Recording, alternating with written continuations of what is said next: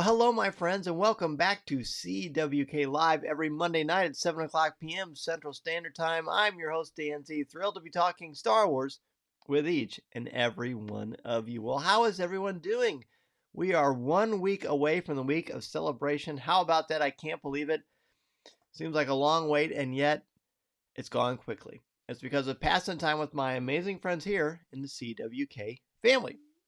Let's say hello to everyone who is joining us tonight so far. We have Minta, of course. This is the way. It's CWK Day. Welcome, Minta. Followed up by Mary. Mary, happy Monday to you as well. Minta and Mary are always 1 and 2. It's like if I was making a batting lineup, this will be my lineup. And then we've got Jason in the 3 spot. Good evening, friends. So glad to be with you all tonight. And, of course, Blake Weaver in the 4 hole. Hey, everyone. What's up, Blake? Good to see you. And Dennis is here too. Hello, Dennis. Dennis, it looks like Dennis had a really fun weekend. If you're friends with him on Facebook, you saw he and his family got to do a really, really cool thing. I'm looking forward to seeing all of you at Celebration, hoping to see all of you there. But if you're not going to be there, I'm going to try to bring you as much coverage as we possibly can and still run the fan stage. So I'm optimistic. I think it's going to work out just fine. Let's look at what is happening tonight on Coffee with Kenobi's Facebook Live. We've got top 5 moments from Star Wars Rebels Path of the Jedi. We've got some Star Wars Celebration announcements, and of course, your comments and questions. Mary says, Blake is a cleanup hitter. That works well. Exactly. The 4 spot. There you go. Love it. Love it, love it, love it. All right. Speaking of fun, we talked about this a lot on Coffee with Kenobi this week. But the Celebration podcast meetup, there's a lot of great buzz about this. A lot of people are talking about it. Hoping you'll be able to join us there. Thursday, May 26th. My gosh, that's next week. 7 o'clock p.m. at the Hilton Anaheim Mix Lounge. All podcasts and listeners are welcome. Again, you don't have to be a Star Wars podcaster to come. You just have to like Star Wars, and hopefully you listen to a couple of podcasts and join us. We would love to meet you, say hello, get some pictures, all that good stuff. Brian is here. Welcome to CWK Monday. Welcome, Brian. And Dennis is going to be there too with Podcast Stardust, and his co-host Jay Krebs will be there as well. Looking forward to seeing everyone at this big event. All right, let's take a look at what is brewing in the world of Star Wars this week.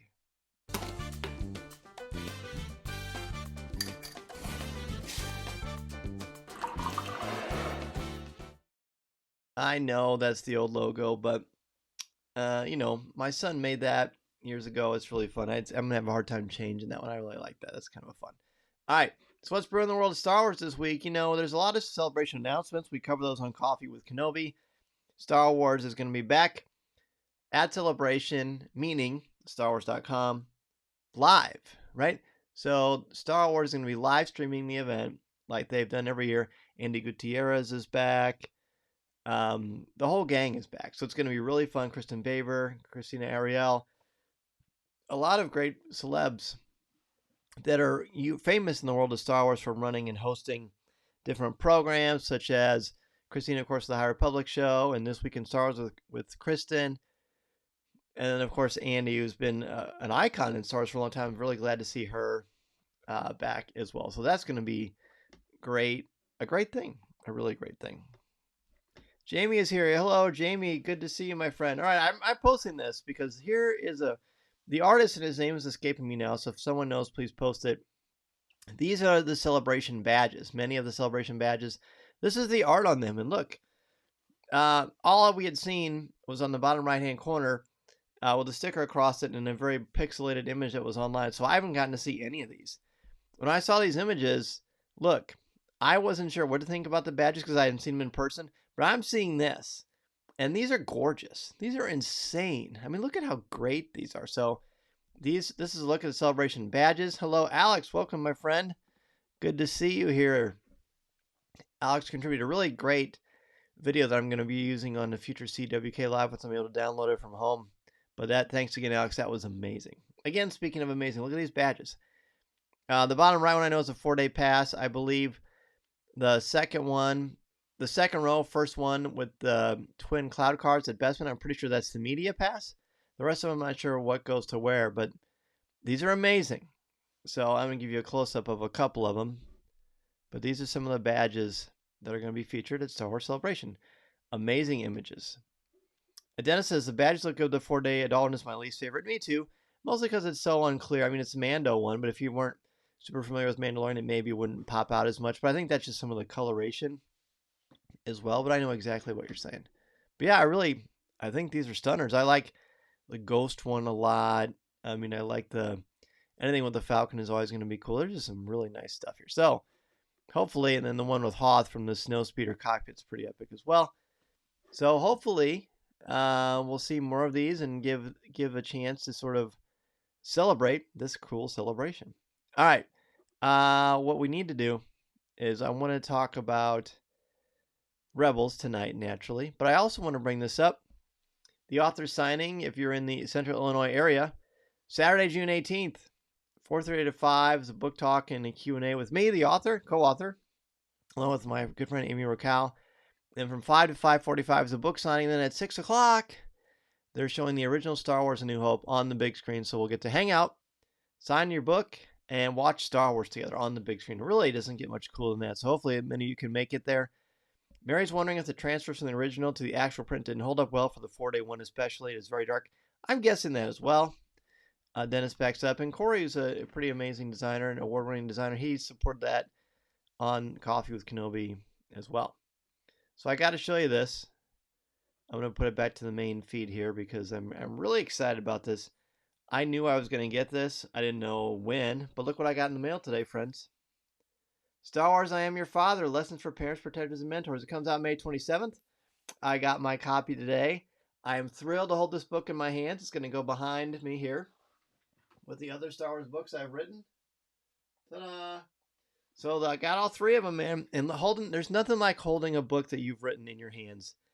It's so cool. It's such a cool blessing. So, grab your copy of Star Wars I Am Your Father. And when I run to you a celebration, I'm happy to sign it for you. Will I be selling any copies at the signing? Yes. There will be copies for sale at the signing. Definitely, Alex. Absolutely. But it's wonderful. I'm not sure if I can show you different stuff from inside, but I'm so happy to hit this thing. Mary, I believe the odds are pretty good that you might be able to get it at Celebration. I'll look into that and let you know. Jason wants to know if the book is available for pre-order. Yes, it is. It's on Amazon.com, Target, Books A Million. Anywhere you buy books, you can pre-order Star Wars I Am Your Father. I'm going to put that right here. All right, friend. Welcome. All right. So cool. So cool. All right, let's... Mina says, congrats on your new book. Well, thank you, Mina. It's really a great honor.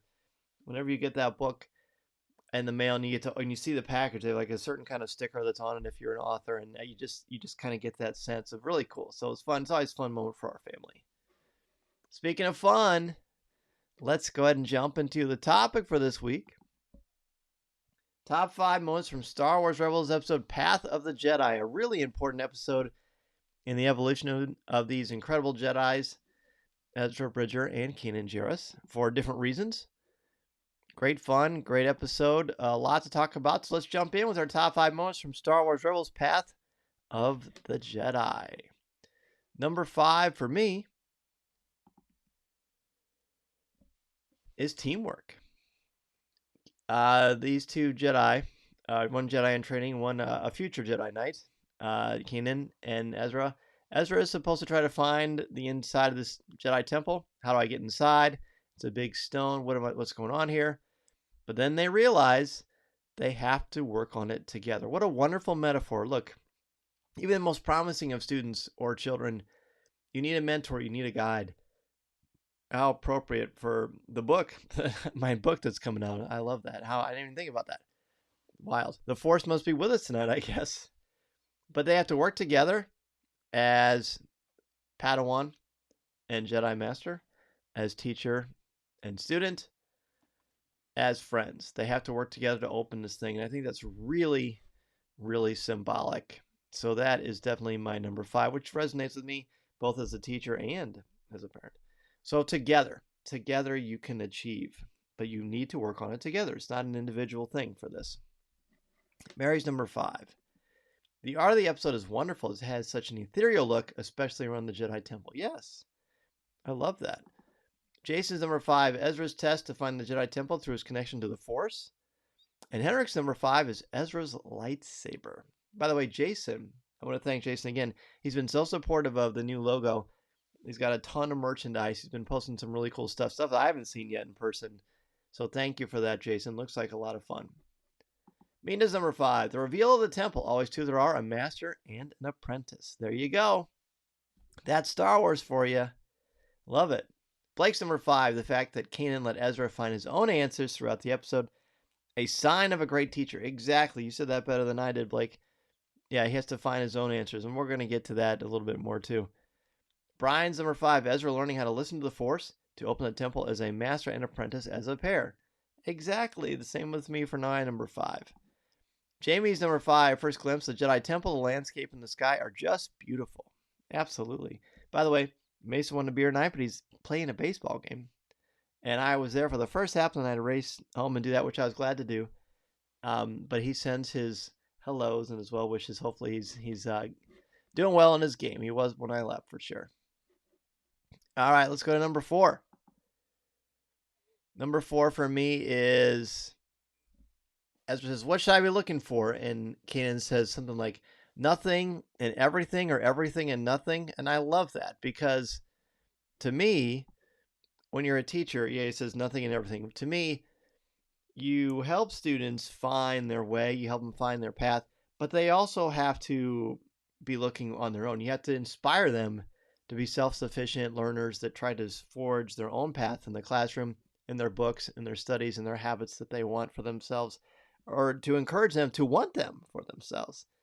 And that can be a challenge. So don't be overly preoccupied with looking for specific things, but also be open to anything that you see.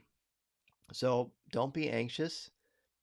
Look around, breathe it in, be on the lookout for anything, but don't expect anything either. It's pretty profound. Even we just played off his laughs a little bit in the episode, but with purpose, and I think it's really smart. So Jason says that Jamie's number 5, the glimpse of the Jedi Temple, is one of his honorable mentions, which is pretty cool. Jason's number 4 is, Kanan, you lost focus. Ezra, well, dead guys are distracting. What a great line. It is a great line. Henrik's number 4 is Ezra facing his fears. Henrik, I'm going to bring that up much later. That's a good one. Blake says, number 4, exploring through the tomb. I could be wrong, but I don't think we explored this much history into ancient Jedi sites in Clone Wars before, so this was really cool to see it made into reality. And you're not wrong. This is when they really start to flesh things out in this series. So that's a good one, Blake. Mina's number 4, nothing and everything confusing yet informative. Exactly. Very good. Brian's number 4, the Force lights guiding Ezra as they guided Yoda in Season 7 of Clone Wars. That's right. Nice little connection there. Good catch. Jamie's number 4, Ezra finding a kyber crystal and the innocence that goes along with his discovery. Then fast forward to his finished lightsaber, which is so cool. Minta's number 4. Kanan already aware of the Jedi Temple on Lothal. Then when Ezra realizes Kanan knew, we know this is going to be a true learning experience for Ezra. And that is absolutely correct. All right, I think that's everybody that's joining us right now for number 4.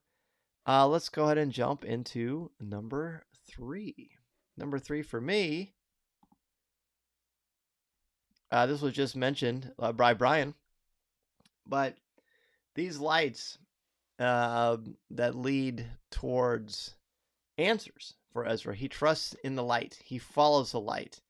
Wonderfully metaphorical. And the light is voiced by the amazing Frank Oz as Yoda the Grand Master. Yoda and the Spark is my number 3.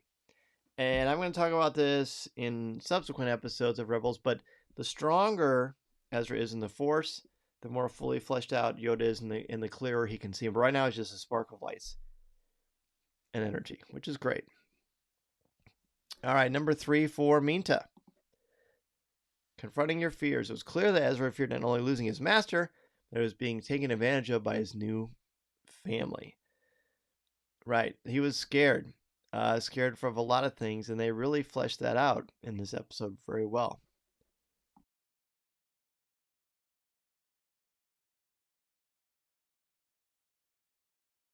See, I got my drink before because I knew Mason was gone, so I planned ahead. Mary's number 3. What's a kyber crystal?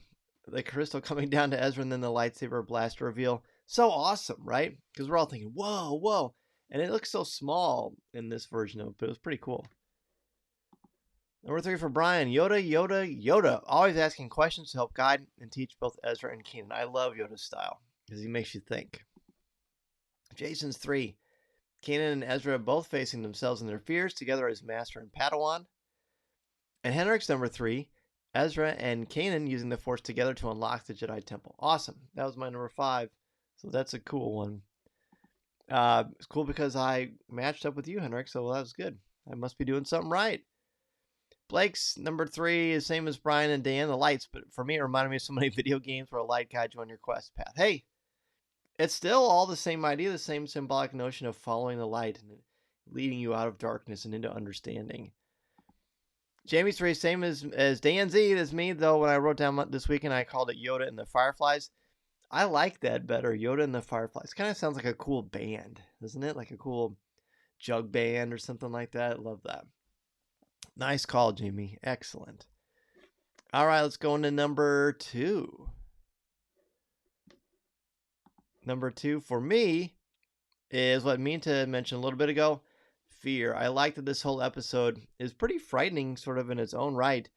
It's all about Ezra learning to face his fears, which seems so real, which metaphorically, our anxieties, our worries, our doubts, they seem so real to us that either we make them real or we just believe them. We just get so worried about it that we just kind of lose sight of reality. So facing your fear is incredibly crucial. And as we know, it's a really important theme in Star Wars that we don't talk about enough, is conquering and facing your fears.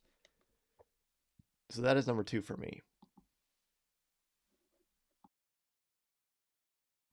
Number 2 for Minta, a Padawan's new lightsaber. It was amazing to see Ezra's unique lightsaber showing his true potential. I agree. I love that sequence very, very much. In fact, I'm pretty confident I'm going to talk about it here in a little bit. A bit of a spoiler, but that's okay. This episode is full of that kind of powerful stuff.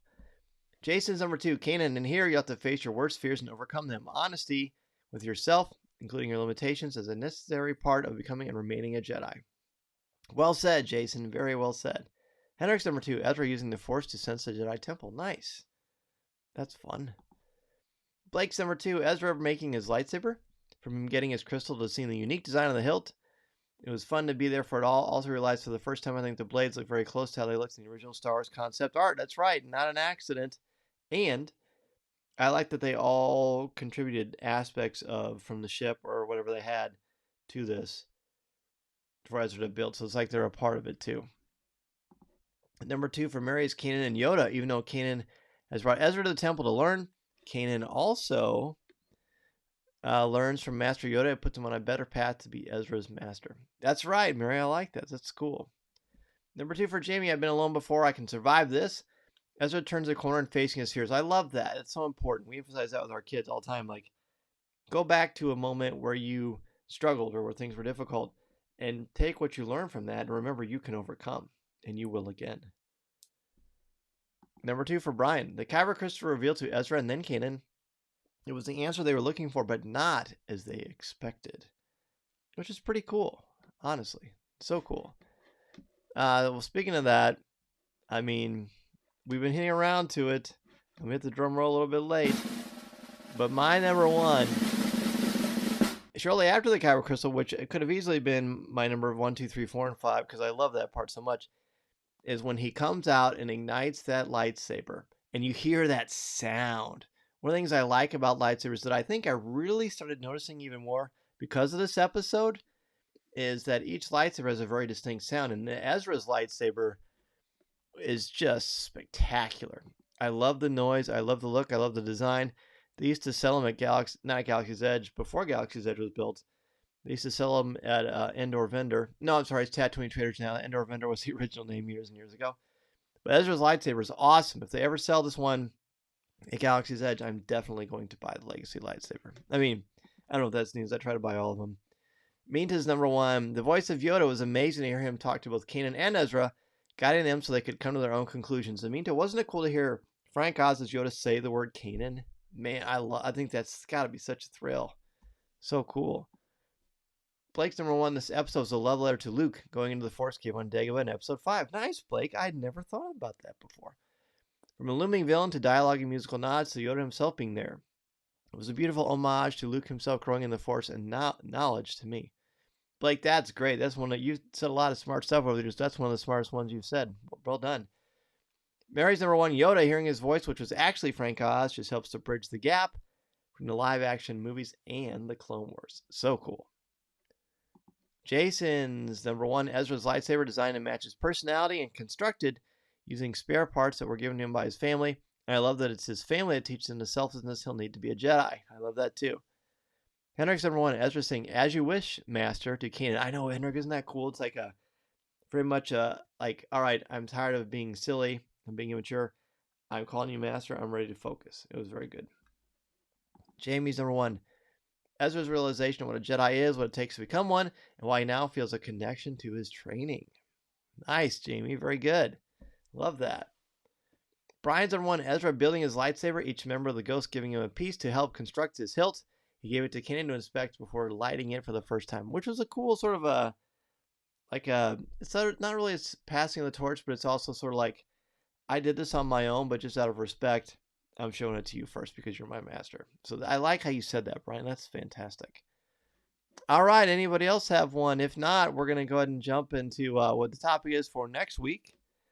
Of course, it's going to lighten up the mood a little bit. We're going to have top 5 moments from Star Wars Rebels Idiots Array. Now, to be clear, after that, then we've got celebrations. We're going to take a little bit of a break from Rebels for a while, which is kind of a bummer because I'm having so much fun with it, but only because we're going to be looking at Obi-Wan Kenobi every single week, and we're going to be talking about Celebration, which makes sense, I would say. So I'm kind of sort of trying to figure out how that's going to look. I don't really want to do 2 top 5s on one episode, but I want to talk about Celebration. I also want to talk about Obi-Wan Kenobi. Woo! Next few weeks are going to be very busy, but good busy. Where our cup is, it's like talking about drinking out of a fire hose. We've got Celebration, you got Obi-Wan Kenobi, you got lots of stuff coming on. So yeah, this is going to be an interesting and busy next month or so for Coffee with Kenobi, and for all of you enjoying Star Wars. And hey, what a great time to be a Star Wars fan. We say that a lot, and that's good because we're very blessed. Blake says we're going to be a busy family the next few weeks. Isn't that the truth, man? Oh my goodness. And let's not to mention that even CWK Pour Over 2, which, by the way, this week for Pour Over, we looked at Moon Knight episodes 4, 5, and 6. We finished off that series. We did another episode where we talked about the first 3 episodes of Moon Knight, but we broke down 4, 5, and 6 for this week. And then actually later tonight, we're going to record the new Pour Over. We're going to talk about Doctor Strange in the Multiverse of Madness. So that's going to be fun. All right, let's go ahead and jump in and Ask Dan Z.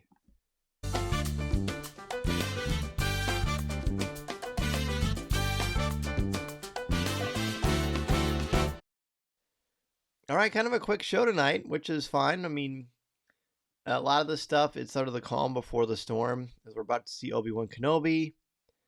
And, oh gosh, a lot of fun stuff coming. I can't share too much now, but there's a lot of cool stuff coming your way very soon. Brian says, this is my favorite episode of Season 1. I was trying to see if Ezra's lightsaber sounds close to one of the colored crystals from Galaxy's Edge, and I don't think it is, Brian, unless you tell me what you noticed for sure. Benita said, Moon Knight is an incredible series. I hope they make a second season. It was fun. Well, fun is probably not a good word, but it was fascinating.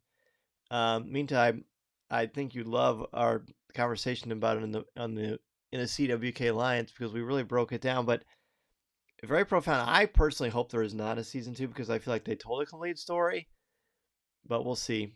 We'll see what happens.